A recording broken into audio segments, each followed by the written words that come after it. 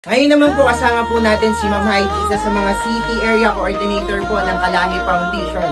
So Ma'am, ano naman yung masasabi natin dun sa mga taga-barangay Lapidario?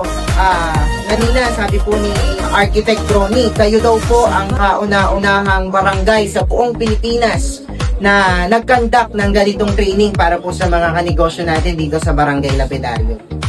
So, ako po ay very proud sa Trece Martires City on behalf po ng aming City Mayor Honorable Gemma Butilla Libigan dahil kung hindi po dahil sa pagbibigay po niya ng counterpart dito sa Barangay Lapidario ay hindi po namin makakomplete itong proyekto.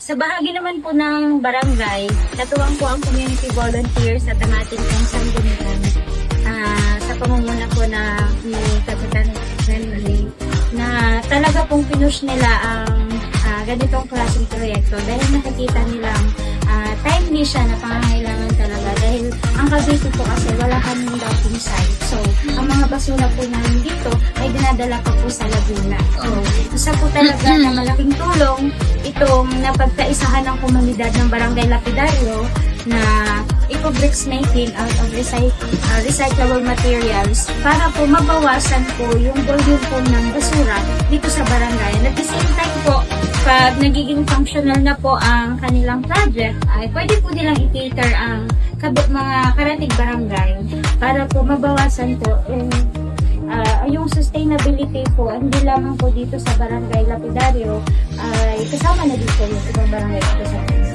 At napakaswerte po ng Barangay Lapidario dahil dito sa kanilang barangay, sa Trece Martires, Cavite, mag-uumpisa yung mga inaakala nating basura pero mapapakinabangan pa. Muli po maraming salamat po. Thank you so much.